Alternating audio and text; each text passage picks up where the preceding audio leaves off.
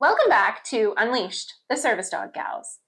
Today, we're going to be doing something a little bit different. You already got to meet me in our past episode, so today we're going to get to know Megan. So, Meg, I knew about you with the courthouse program, but before that, how did you even fall into service dog training? Because you are someone who is hands-on and trains the dogs. Yeah, I train the dogs. I'm an overall consultant as well with the program. I was a handler. So yeah, I can get into it. I mean, we're going back pretty far, but my interest in dogs, when I was in grade 8, I was attacked by a dog. No way. Yeah, I still have the scar on my eyebrow to show. But yeah, I was attacked by a I'm dog. looking for it. I know. I draw my eyebrow a little bit because it's the scars there. But I was attacked by a dog, and after that, I was pretty fearful. But just for a little bit, that's kind of how I operate. If something doesn't go well, I'm a little sad or fearful for a couple days, and then okay, how can I fix this or take a different route? And so then I kind of became fixated on dog training and learning about dogs, so that hopefully would not happen to me again, which it hasn't, yay. So fast forward, when I was working in security, and they had detection dogs there. And I was just oh, I love shepherds. I want to learn as much as I can. So I asked if I could come in for free and just clean the kennels. And I think I asked if I could shadow, and then they gave me a job cleaning the kennels. And so there was this one dog who had, what was it called? It's kennel, they go kennel crazy. Mm-hmm. And so the dog would, his name was Roki. I love him. But every time he turned, you had to feed him food. And so when you would open the kennel, he would bite you. Mm-hmm. So I'm oh my God, what do I do? And I had been watching all these shows and everything, but I'm I have never worked with a dog that is aggressive before. And so it was trying to figure out what are the patterns. And so every time this dog would turn around, if he got to the far side, I could stick the food in, but that was really risky because then he could bite my hand. So then I learned, if I open another kennel and he jumps out of the kennel, then he's fine and he'll go and he'll eat. So then I learned, I was wait a minute, if he does it like that, and he's good for exercise, maybe I just feed him outside his kennel. And so I opened the door, let him come out, and then he ended up being my buddy.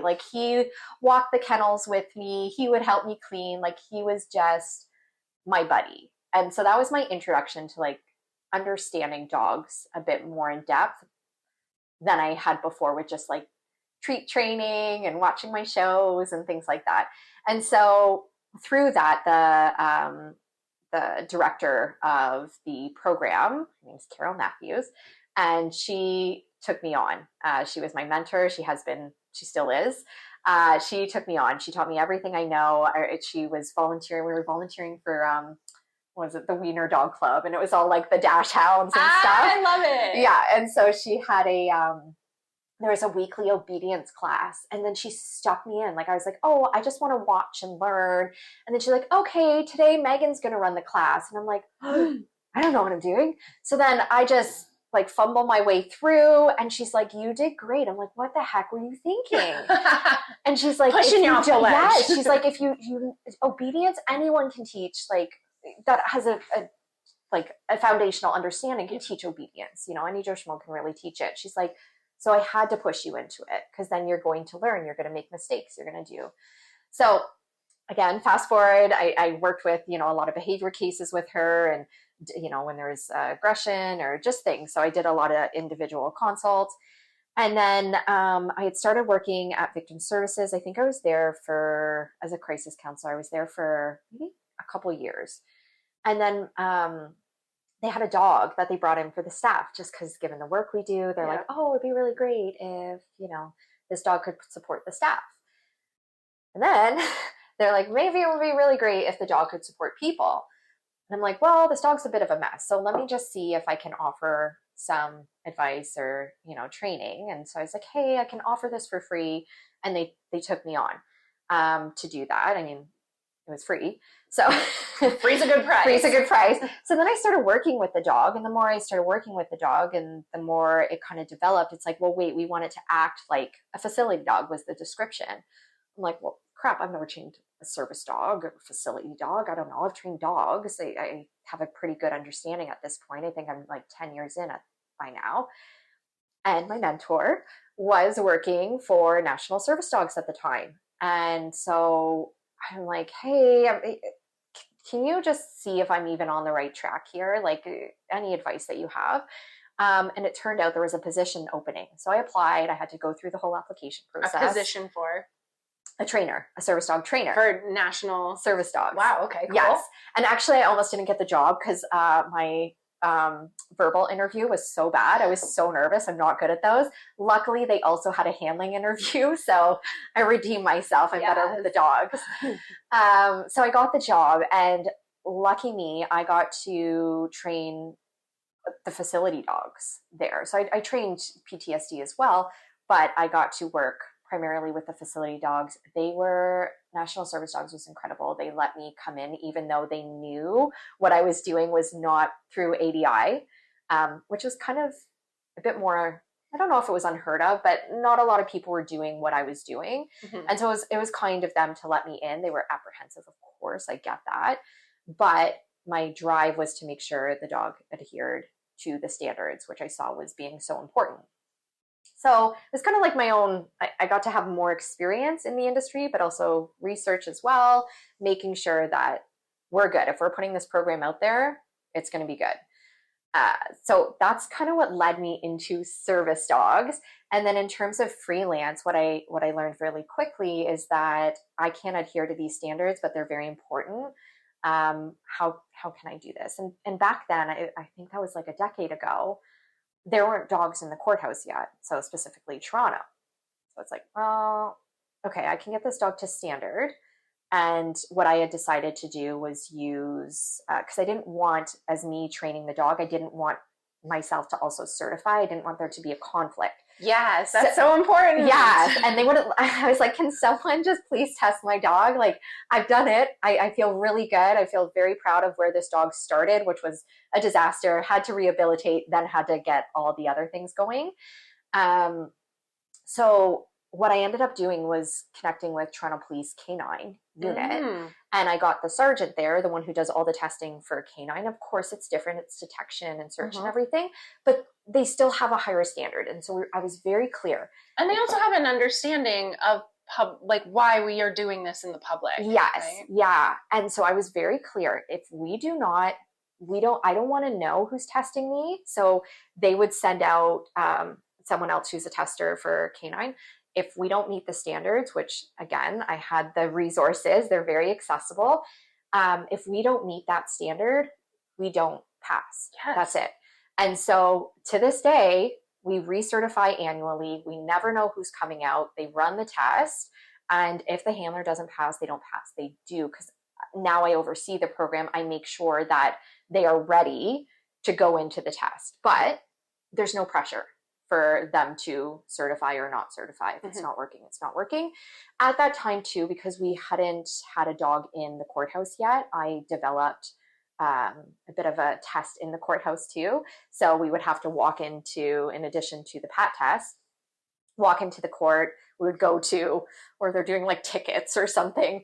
And we would have to sit in the courtroom without any disruptions. We would sit there for 30 minutes. The officer would observe, and then we would walk out of the courtroom. Wow, cool. And we had arranged it that we were able to do that. So that was another part of the test. We've since phased that out because now we have the PAT test, we have the affidavit. We were able to connect with the Toronto court. It was awesome. Like, we were the first dog in there, but Iggy with Boost was in there pretty soon after. And I think we were allowed in because they were able to see we are adhering to the standards. We're doing the same thing. This dog is just as good as this dog. They're both being requested consistently for court support. And then I was able to help provide education. So we would talk to like the judges, the Crown attorneys, the defense on why this is such a great support for people in court. So I worked as a trainer, was able to like develop this program alongside the executive director at the time.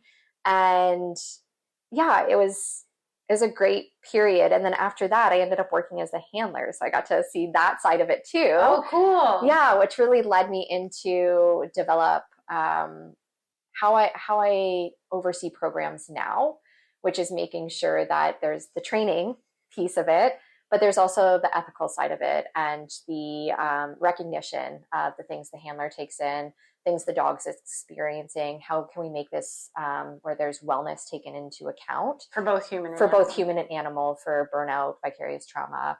We're making sure that they're well supported. We're making sure things like, for a lot of individual programs or ones that I've heard, there's one handler. Well, then you're not getting a break.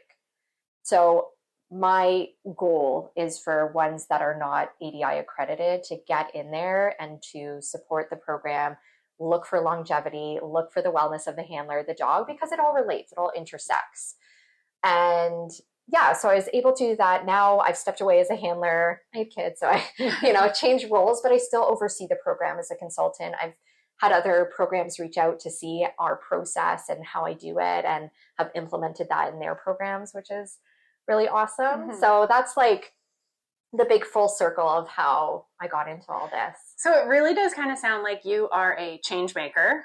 Yeah. And a leader. Yes. Like, but wow. through having to do it myself. Yeah. And then I'm like, wait, if I had to do it, but I have the understanding as a trainer, other people are having to do it.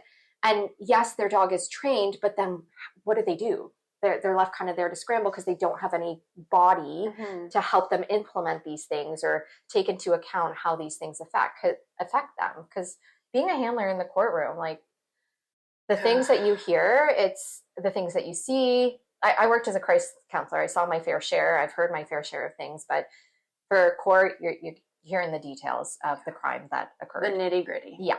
And so that's really tough. So making sure to implement wellness for the dog and the handler after they're taking these things in, not just in court cases, but also other facility dog programs, I think is crucial for longevity and for their wellness. Right. Yeah. Dog and handler. Exactly. I think that's a really important piece to that, right? Is making sure that everyone is doing well, because we talked about it before, but if something ends up in a court, it's pretty bad. It's bad. It's bad. Yeah. So those details are bad. Everything along the lines is bad, and we can't just assume that dogs and people are walking out of the court and, frolicking through a flower field, right? No. They're taking it with them. They're taking it with them.